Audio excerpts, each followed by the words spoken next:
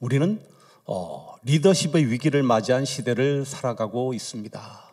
정치와 경제, 또 교회나 가정에 이르기까지 지도자의 타락과 자기 중심성은 공동체를 병들게 합니다. 이러한 때에 성경은 우리에게 느헤미야라는 한 인물을 조명하고 있습니다. 그는 예루살렘 성벽 재건의 지도자였고 유다 총독으로 권한을 가졌지만 그 권한을 자신을 위해 사용하지 않았습니다. 느헤미야가 살았던 시대는 예루살렘 성벽 재건이라는 막중한 사명 앞에서 내부의 탐욕과 외부의 위협이 교차하던 혼란의 시기였고, 느헤미야와 이스라엘 백성들이 성벽을 재건하는 일은 말처럼 쉬운 일이 아니었던 것입니다. 산발락과 도비와 같은 외부의 극심한 방해가 있었고, 이스라엘 백성들의 내부 문제도 생각보다 심각했습니다. 우린 지난 시간에 살펴보았듯이 성벽 재건 도중에 백성들은 경제적인 문제와 이것을 이용한 지도자들의 탐욕으로 인한 고통으로 마침내 원망과 불평이 폭발하고 말았던 것을 살펴보았습니다. 느헤미야는 백성들이 고통과 부르짖음을 듣고 성벽 재건 공사를 잠시 멈췄습니다. 그리고 상황을 둘러보고 그 문제의 원인을 파악했습니다. 5장 9절에 내가 또 이르기를 너희의 소행이 좋지 못하도다 우리의 대적 이방 사람의 비방을 생각하고 우리 하나님을 경외하는 가운데 행할 것이 아니냐. 느헤미야의 이 말씀을 보면 이러한 악행의 가장 중요한 원인은 백성들의 지도자들이 하나님을 경외하지 않았고 하나님 두려워하는 마음을 상실했기 때문임을 알 수 있습니다. 본문은 하나님을 경외하지 않고 하나님을 두려워하지 않으면 세상의 욕심밖에는 보이지 않으며 하나님의 백성들이 고통받는 것이 보이지 않는다고 말하고 있습니다. 즉 사람보다 물질만 보이게 된다는 것이며 우리가 삶에서 하나님을 잊어버리면 사람과의 관계가 깨어지게 된다는 것입니다. 이러한 때에 느헤미야는 단순한 행정가가 아닌 하나님 앞에서 진정한 리더의 모습을 보여주고 있습니다. 느헤미야는 지도자들을 향하여 하나님을 두려워하라고 그리고 하나님의 말씀을 지켜야 한다고 강조하고 있습니다. 이 시간 함께 교독한 본문 말씀을 통하여 진정한 리더십의 본질이 무엇이며 그것이 우리의 삶에 어떻게 적용되어야 하는지 살펴보고자 합니다. 아울러 오늘날 우리 사회와 교회 그리고 각자의 삶 속에서 요구되는 리더십의 참된 의미를 깨닫고 우리 또한 느헤미야와 같은 거룩한 영향력을 끼치는 사람들이 되기를 소망합니다. 그렇다면 느헤미야는 이 백성들의 내부 문제 갈등을 어떻게 해결했을까요? 첫 번째로 느헤미야는 의무는 다하면서 권리는 포기했습니다. 5장 14절에 또한 유다 땅 총독으로 세움을 받은 때 곧 아닥사스다 왕 제20년부터 제32년까지 12년 동안은 나와 내 형제들이 총독의 녹을 먹지 아니하였느니라. 여기서 히브리어 원어 총독의 녹은 레헴 하페하입니다. 레헴은 빵이고요, 하페하는 총독입니다. 직역하면 총독의 빵입니다. 이는 단순한 식량이 아니라 총독으로서 급여와 부대 수입 일체를 통치하는 말입니다. 이것은 느헤미야가 단순히 급여를 받지 않은 것이 아니라 총독으로서 누릴 수 있는 모든 물질적 특권을 스스로 내려놓았음을 의미하는 것입니다. 느헤미야는 유다의 총독으로 12년을 봉사하면서 생활에 필요한 비용을 백성이 내는 공적 세금으로 충당하지 않았습니다. 당시 페르시아의 정책은 총독이 왕과 중앙정부에 바칠 세금뿐 아니라 자기 개인과 자기 수하의 관료 및 가솔들의 생활비 그리고 외교 행위의 경비를 조달하기 위해 백성으로부터 세금을 거둘 권한을 갖고 있었습니다. 그런데 느헤미야는 이런 권한을 행사하지 않았다는 것입니다. 그는 자기와 자기 식솔들을 부양하고 관료들과 외부 귀빈들을 접대하는 모든 비용을 개인적으로 부담했다는 것입니다. 그리고 나와 내 형제들이 총독의 녹을 먹지 아니하였느니라 라는 말씀을 보면 자신만 그렇게 한 것이 아니라 자기를 돕는 고위 관료들까지도 그렇게 하게끔 했다는 것을 알 수 있습니다. 여기서 내 형제로로 번역된 아하이라는 단어는 문자적으로는 내 형제들이지만 느헤미야와 함께 총독부의 일을 맡아 수행했던 관리들 전체를 가르치는 말입니다. 물론 여기에는 느헤미야 1장 2절에서 수산궁으로 느헤미야를 방문했던 그의 친동생 하나니가 포함되어 있는 것이죠.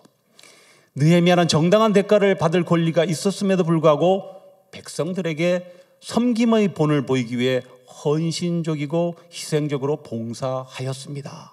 이것은 총독의 녹을 받는 것이 잘못되었다는 것이 아니라 백성들이 경제적으로 어려울 때 그들을 진정으로 사랑하는 지도자라면 녹을 받지 않을 수도 있어야 한다는 것을 말합니다.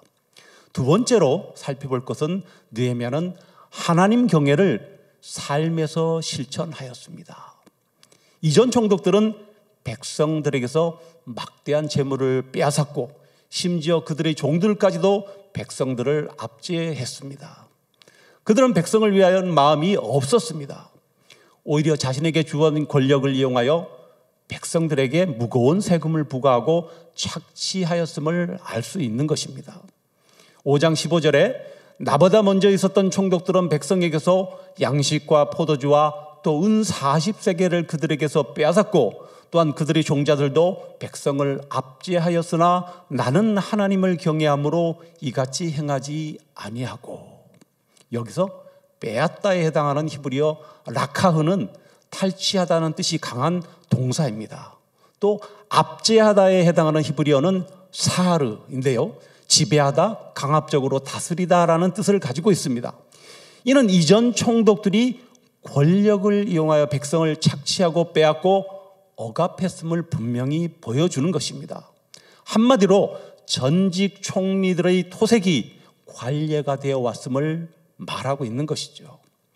이 내용에서 보면 은 40세겔이 먼저 기본적으로 징수되었고 여기에 더해서 양식과 포도주가 각 개인의 밭이나 포도원 등의 재산 소유 정도에 따라 별도로 징수되었음을 알 수 있습니다. 여기서 은 40세겔은 한 세겔이 보통 노동자의 나흘치 품삯입니다. 현재의 가치로 환산하자면 하루 일당을 우리가 15만 원으로 계산하면 무려 40일의 품삯, 약 600만 원에 해당하는 많은 액수였습니다. 그리고 이토록 많은 액수에 해당하는 은과 양식과 포도주 등은 징수되어 총독의 개인적 용도로 사용되었습니다. 또한 그 종자들도 백성을 압제하였습니다. 본절에 압제하였으나는 원래 통치하다 혹은 지배하다의 뜻을 갖지만 여기서는 총독의 백그라운드를 얻고 상전 노릇을 톡톡히 하면서 백성들을 괴롭힌 것을 가리키는 것입니다. 그러나 느헤미야는 달랐습니다. 느헤미야는 이전 총독과 그의 수하에 있는 관리들의 나쁜 소행을 답습하지 않았습니다. 그는 나는 하나님을 경외함으로 이같이 행하지 아니하고라고 고백합니다. 여기서 경외함에 해당하는 히브리어 이르아는 두려움, 공포, 경외, 경건이라는 뜻을 갖는데 이것은 하나님에 대한 깊은 두려움과 함께하는 경외심과 존중, 그리고 그분의 뜻을 따르고자 하는 거룩한 부담감을 의미하는 것입니다. 박윤선 박사는 그의 주석에서 느헤미야가 말한 하나님을 경외함으로라는 말은 먼저 하나님의 말씀을 행동의 법칙으로 받았다는 것이고 두 번째로 하나님의 영광을 행동의 이유로 받았다는 것이라고 주장합니다. 즉 느헤미야에게 하나님의 말씀은 행동하는 법칙이고 하나님께 영광이 되는 것이 그가 행동하는 이유라는 것입니다. 이것은 도덕적 양심을 넘는 경외, 즉 하나님의 눈앞에 있다는 인식에서 오는 영적 책임감을 말하는 것입니다. 우리는 기억을 좀 더듬어 보면 누가복음 19장에서 세리장 삭개오에 대해 다음과 같이 기록한 것을 기억합니다. 19장 2절에 누가복음 19장 2절에 삭개오라 이름하는 자가 있으니 세리장이요 또한 부자라. 여기서 또한이라고 개역개정 성경에 번역된 헬라어 접속사 카이라는 이 접속사는 그리고 그러나 또한이라는 뜻 외에도 역시라는 뜻이 있습니다. 삭개오라 이름하는 자가 있으니 그는 세리장이요 역시 부자라 라고 번역이 했더라면 그 뜻이 훨씬 분명해졌을 것입니다. 이 말은 무엇을 의미합니까? 삭개오가 세리장이기에 부자가 되었다는 의미를 담고 있습니다. 그리고 세상 사람들의 관행으로는 세리장이면 당연히 부자라고 생각한다는 것입니다. 본문 말씀에서도 당시 총독이면 양식과 포도주와 은 40세겔을 백성에게서 빼앗는 것이 총독의 관행으로 여겨졌다는 것입니다. 그러나 느헤미야는 이전 총독들과는 달리 그렇게 하지 않았는데, 왜냐하면 그는 하나님을 경외하기 때문이라고 말합니다. 느헤미야는 눈앞의 이익이나 세상적인 권력에 취하지 않고 오직 하나님을 두려워하고 그분의 공의를 실현하기 위해 자신의 특권을 포기했다는 것입니다. 진정한 리더는 자신의 이익을 추구하기보다 공동체 유익을 위해 희생하고 헌신합니다. 그는 권력을 행사하는 자가 아니라 오히려 가장 낮은 자리에서 섬기는 자가 되었습니다. 느헤미야는 자신이 섬기는 대상이 백성뿐만 아니라 그 백성의 주인 되시는 하나님을, 그 하나님이 백성이 주인 되심을 분명히 알았습니다. 그리고 그는 하나님 경외를 삶에서 실천했던 것입니다. 세 번째로 살펴볼 것은 느헤미야는 결례를 사랑하는 마음으로 백성들의 고난에 동참했습니다. 느헤미야는 단순히 특권을 포기하는데 그치지 않았습니다. 그는 성벽 공사에 힘을 다했습니다. 5장 16절에 도리어 이 성벽 공사에 힘을 다하며 땅을 사지 아니하였고 내 모든 종자들도 모여서 일을 하였으며. 여기서 힘을 다하다 해당하는 히브리어 하자크는 강하게 하다, 견고하게 하다, 굳게 붙들다라는 의미를 갖습니다. 이는 느헤미야가 성벽 재건이라는 중대한 사명에 자신의 모든 역량과 에너지를 쏟아 부었음을 보여줍니다. 그는 뒤에서 지시만 하는 리더가 아니라 가장 선두에서 몸서 솔선수범하는 리더였습니다. 또한 지난 시간에 살펴본 것처럼 당시 백성들이 세금을 내지 못하거나 빚을 갚을 수 없어서 땅을 팔아야 할 때 돈 있는 지도자들은 이를 헐값에 사서 자기 소유의 땅을 늘리거나 비싸게 되팔아서 부를 축적하였습니다. 당시 총독들은 자신들의 부를 축적하기 위해 백성들의 밭을 헐값에 매입하거나 빼앗는 일 또한 비일비재했으며, 고대 근동에서는 관리들이 정보를 활용해서 토지를 축적하는 일 또한 빈번했다는 것입니다. 그러나 느헤미야는 자기의 지위와 부를 이용하여 얼마든지 그렇게 할 수 있었지만 그런 일을 하지 않았으며 그는 백성을 위한 공익에만 집중했습니다. 자기만 아니라 그의 수하에 있던 하위 관리들도 오로지 성벽 공사에만 전념하며 백성을 상대로 고리대금을 하거나 땅을 사고 넓히는 일에 관심을 갖지 못하도록 했다는 것입니다. 이는 그가 세상 사람들이 관행이라고 여기며 자행했던 불법을 하지 않았음을 말합니다. 또 5장 17절에 18절에 또 내 상에는 유다 사람들과 민장들 150명이 있고 그 외에도 우리 주위에 있는 이방 족속들 중에서 우리에게 나온 자들이 있었는데 매일 나를 위하여 소 한 마리와 살찐 양 6마리를 준비하며 닭도 많이 준비하고 열흘에 한 번씩은 각종 포도주를 갖추었나니 비록 이같이 하였을지라도 내가 총독의 녹을 요구하지 아니하였음은 이 백성의 부역이 중함이었더라. 당시 페르시아 왕궁에서는 흔히 왕의 식탁에 귀족들이 함께하곤 했습니다. 느헤미야는 페르시아 제국의 유다 총독으로서 페르시아의 관행에 따라 식탁에서 자기의 고위 관료들과 함께 해야 했을 것입니다. 그리고 자기를 돕는 측근들과 다른 지역의 고관들이 방문하면 이들도 대접해야 했습니다. 그래서 매일같이 식사 때마다 수백 명분의 음식을 마련해야 했습니다. 그런데 느헤미야는 그 모든 식사 비용을 백성의 세금으로 충당하지 않고 개인 부담으로 했다는 말입니다. 이는 그가 총독의 특권을 누리며 호화로운 생활을 한 것이 아니라 백성들과 함께 식탁을 나누며 그들의 삶과 고난에 깊이 동참했음을 의미합니다.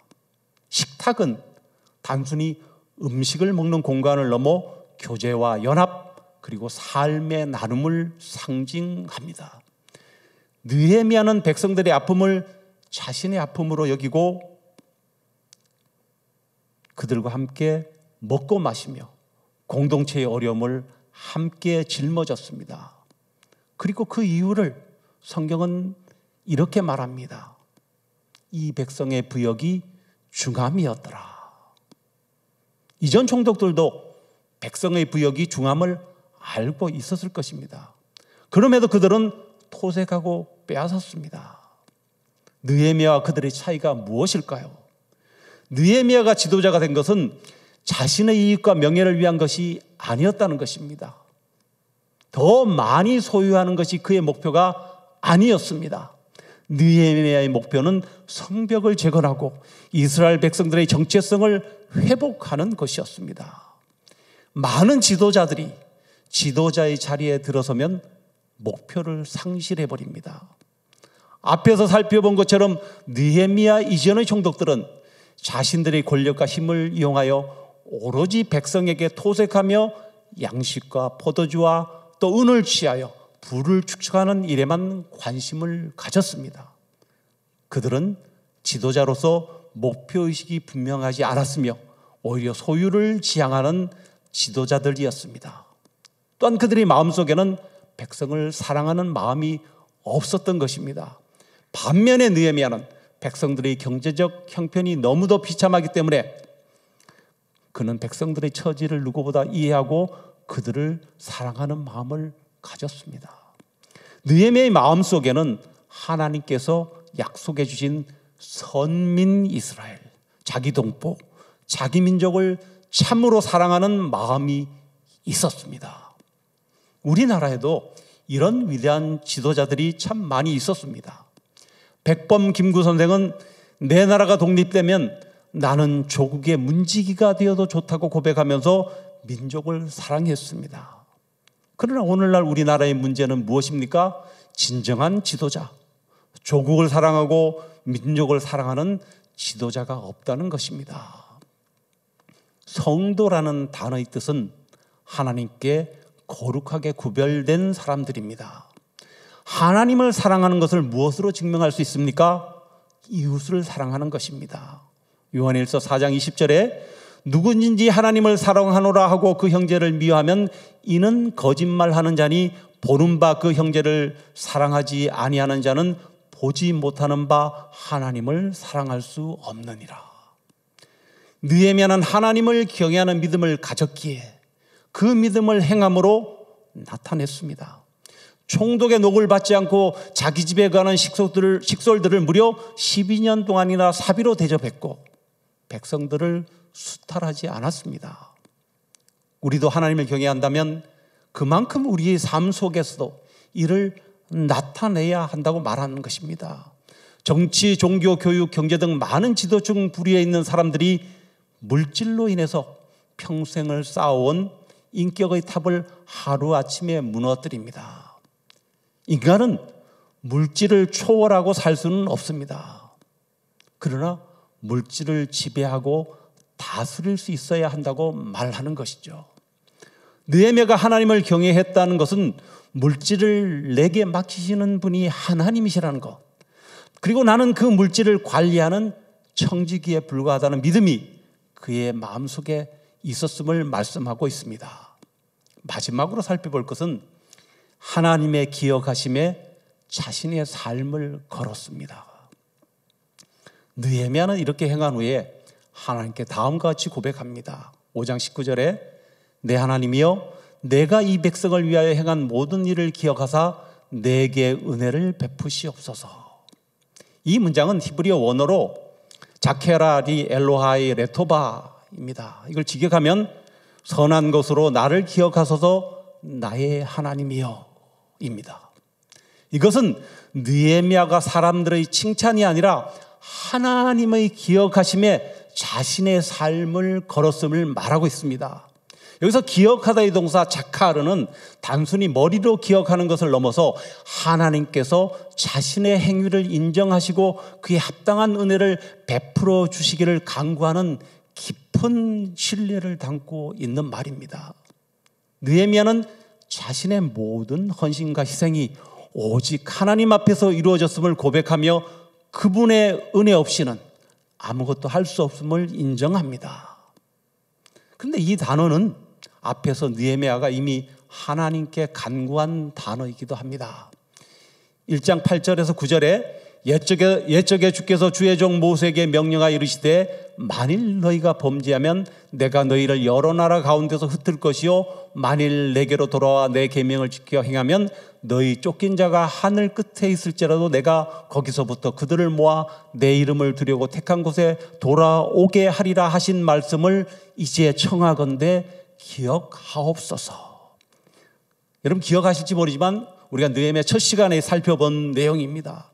그는 동생 하나니로부터 조국에서 사로잡힘을 면하고 남아있는 동족들이 큰 환난을 당하고 능욕을 받고 있으며 예루살렘 성은 허물어지고 성문들은 불탔다는 소식을 들은 후에 하나님 앞에 회개 기도를 드리면서 하나님이 하신 말씀, 우리가 다시 회개하고 돌아오면 우리를 회복해 주시겠다는 그 말씀을 기억하시도록 기도하였습니다. 그리고 또한 이 단어는 창세기 8장에서 하나님께서 홍수로 이 세상을 심판하실 때 하나님께서 의인 노아를 기억하시고 홍수를 멈추셨다고 말씀합니다. 창세기 8장 1절에 하나님이 노아와 그와 함께 방주에 있는 모든 들짐승과 가축을 기억하사 하나님이 바람을 땅 위에 불게 하심에 물이 줄어들었고, 여기서 기억하사의 단어가 자카르입니다. 한 곳만 더 살펴볼까요? 창세기 19장에 하나님께서 소돔과 고모라 땅을 멸망하실 때 하나님께서는 아브라함을 생각하시고 롯을 그곳에서 구원하셨습니다. 창세기 19장 29절입니다. 하나님이 그 지역의 성을 멸하실 때 곧 롯이 거주하는 성을 엎으실 때에 하나님이 아브라함을 생각하사 롯을 그 엎으시는 중에 내보내셨더라. 여기서 하나님이 아브라함을 생각하다가 바로 자카르입니다. 무엇을 말씀하는 것입니까? 느헤미야, 노아, 아브라함은 그들의 삶 속에서 하나님을 인정하고 경외하는 삶을 삶으로 하나님께서 그들을 기억하고 계셨다는 것입니다. 느헤미야는 아무도 내가 한 것을 몰라줘도 오직 하나님께서만 기억하시면 나는 만족한다는 고백이 그의 12년간의 총독의 삶에 담겨 있음을 알 수 있습니다. 그는 하나님께서 자신을 기억하시는 것에 그의 삶을, 그의 인생을 걸었습니다. 말씀을 맺습니다. 300년 동안 12대에 걸쳐 만석의 재산을 유지했던 경주 채부자 이야기를 혹시 들어보셨는지 모르겠습니다. 이렇게 장기간 한 집안이 부를 유지한 사례는 전 세계에서도 그 유래를 찾아보기 힘들 정도라고 합니다. 12대에 걸쳐서 부자가 되었다는 것이죠. 채부자 가문이 이처럼 계속적으로 부를 유지할 수 있었던 비결이 있다고 합니다. 채부자의 가정에 내려오는 가훈을 보면 알 수 있다는 것입니다. 첫 번째로 과거를 보되 진사 이상의 벼슬은 하지 말아라. 두 번째로 1년에 1만 섬 이상 재산은 모으지 말아라. 세 번째로 흉년에는 남의 논밭을 사지 말아라. 네 번째로 집에 온 손님은 융숭하게 대접해라. 다섯 번째, 사방 백리 안에 굶어 죽는 사람이 없도록 해라.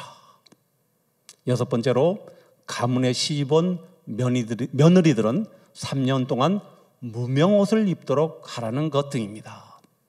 채부자 집안이 칭송을 받는 것은 부를 많이 축적했고 그것을 오랫동안 유지했기 때문이 아닌 것이죠. 부자이지만 많은 선행과 독립운동의 후원자 역할을 통하여 지도층으로서 모범을 보였기 때문입니다. 저는 이 말씀을 준비하면서 저희 지난 10여 년간의 캐나다에서의 삶을 돌아보았습니다. 대학원 과정을 하면서 4곳의 웨어하우스와 일식당에서 일하였는데 저는 하나님의 기억하심에 저희의 삶을 걸고 살아왔는지를 살펴보았습니다. 여러분은 어떻습니까? 우리는 우리의 삶, 그곳에서도 함께 하시는 하나님을 인정하고 의식하고 경외하는 성도로서 이 시간 말씀을 통하여 느헤미야처럼 오직 하나님께서 우리를 기억하시는데 우리의 삶을 걸 수 있는 저와 여러분 되시기를 간절히 소원합니다.